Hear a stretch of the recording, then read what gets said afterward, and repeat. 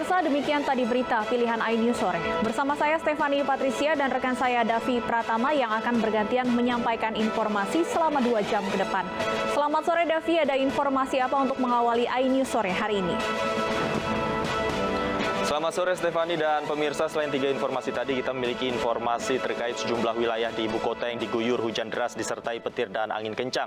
Beberapa ruas jalan tergenang banjir dan sejumlah pohon tumbang menimpa kendaraan yang terparkir di bawahnya.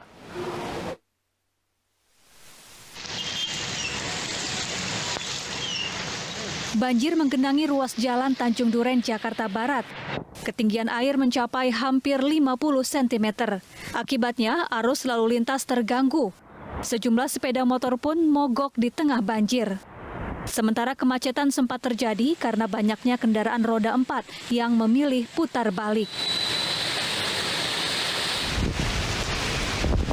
Hujan lebat sepanjang hari ini juga mengakibatkan pohon besar tumbang di Rumah Sakit Pelni, Jakarta. Pohon tumbang menimpa kendaraan di area parkir rumah sakit. Usai hujan reda, petugas dan warga langsung berupaya mengevakuasi mobil dan sejumlah sepeda motor yang tertimpa pohon. Belum ada keterangan resmi terkait adanya korban akibat insiden ini. Sejak pagi tadi, sejumlah wilayah di Jakarta diguyur hujan lebat. Awan gelap menyelimuti langit ibu kota. Bahkan angin kencang disertai petir sempat terjadi. Badan Meteorologi, Klimatologi, dan Geofisika mengimbau warga agar waspada terhadap cuaca buruk di ibu kota. Dari Jakarta, Tim Liputan iNews melaporkan. Hujan dan angin kencang juga melanda kawasan Tangerang, Banten. Akibatnya pohon tumbang dan menimpa kendaraan yang melintas. Menurut data BPBD Kota Tangerang, sedikitnya terdapat 9 lokasi pohon tumbang. Salah satunya di Jalan Taman Makam Pahlawan, Tangerang, Banten. Sebuah pohon besar tiba-tiba ambruk dan menimpa mobil yang tengah melintas. Peristiwa terjadi saat hujan deras dan angin kencang. Belum diketahui terkait kondisi pengendara mobil akibat insiden ini. Bangor Kota Tangerang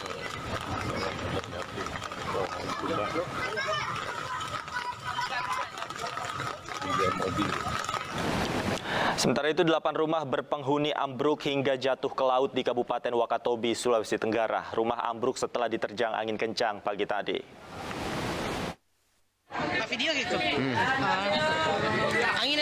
Angin kencang menerjang permukiman warga Kabupaten Wakatobi, Sulawesi Tenggara, Kamis pagi tadi. Akibatnya, sekitar 8 rumah warga yang tinggal di pesisir pantai Desa Mola Bahari dan Desa Mola Nelayan, Kecamatan Wangi-Wangi Selatan, ambruk ke laut. Warga sempat menuturkan, pada subuh tadi hujan disertai angin kencang, datang tiba-tiba dan langsung menghantam rumahnya yang merupakan rumah panggung. Warga tidak sempat menyelamatkan diri dan masih berada di rumah ketika rumahnya ambruk. Bahkan di salah satu rumah terdapat bayi yang masih berusia 6 bulan. Tadi pagi itu langsung ada angin kencang dengan hujan. Pas semua lari semua orang. Mereka masih ada di dalam rumah. Baru ada anak kecil. Tapi untuk tidak ada korban juga Pak Dinang. Alhamdulillah saya mau selamat ya. Berarti pada saat rubuh itu orangnya masih ada di rumah. Pemerintah desa masih mendata untuk memastikan kerugian material yang ditimbulkan akibat cuaca buruk ini. Dari Wakatobi, Sulawesi Tenggara, Andi Eba, iNews melaporkan.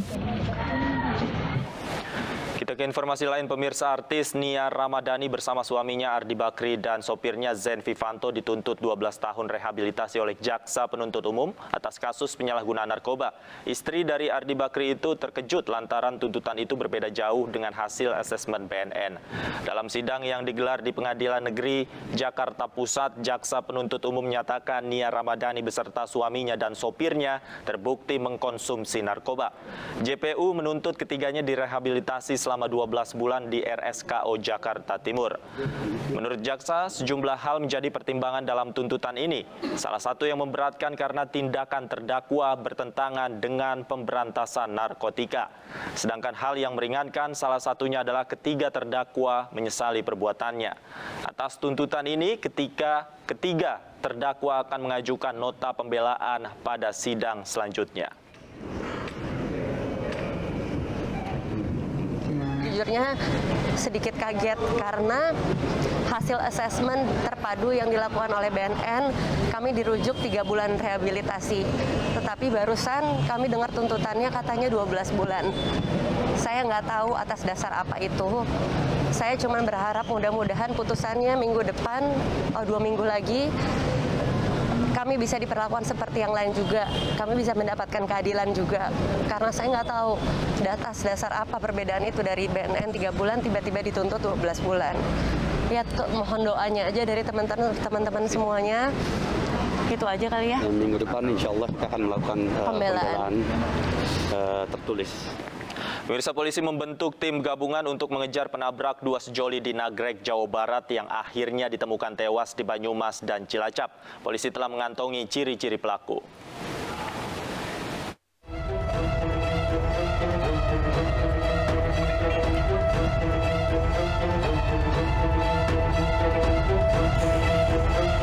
Polisi terus mengungkap kasus tabrak lari 2 sejoli di Nagrek, Jawa Barat yang jenazahnya ditemukan di Sungai Serayu, Jawa Tengah. Selain meminta keterangan saksi dan pihak keluarga, polisi juga masih mengidentifikasi para pelaku. Dari video dan foto amatir yang beredar serta keterangan para saksi, pelaku diduga berjumlah 3 orang.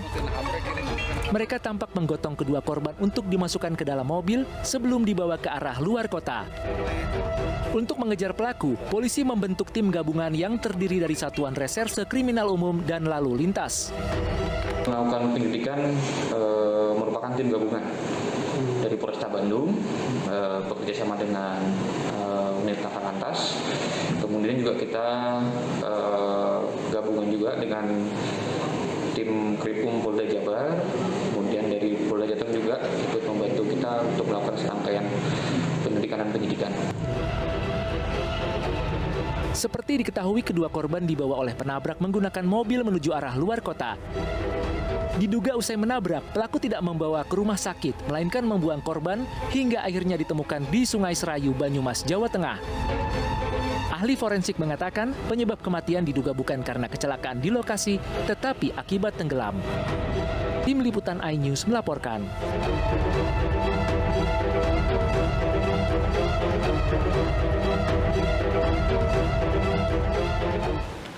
Densus 88 Anti Teror Polri menangkap 3 terduga teroris di Kalimantan Tengah. Salah satu terduga teroris ditangkap saat menginap di sebuah hotel. Inilah hotel di mana Densus 88 bersama tim penindak Brimob Polda Kalimantan Tengah menangkap salah satu terduga teroris. Terduga teroris ini hendak beraksi pada akhir tahun di wilayah Kalimantan Tengah. Selain di Palangkaraya, 2 terduga teroris lainnya ditangkap di wilayah Sampit, Kabupaten Kota Waringin Timur. Polisi menyita barang bukti diantaranya senapan panjang, senjata rakitan, dan buku-buku ideologi. Dari hasil penyelidikan sementara, ketiga terduga teroris berinisial A, M, dan R asal Banjarmasin, Kalimantan Selatan merupakan jaringan ISIS yang rencananya akan mencari dukungan serta melancarkan aksi teror di wilayah Kalimantan Tengah saat Natal dan Tahun Baru. Dukungan di Sampit dan mempunyai target-target tertentu untuk di wilayah Kalimantan Tengah ini.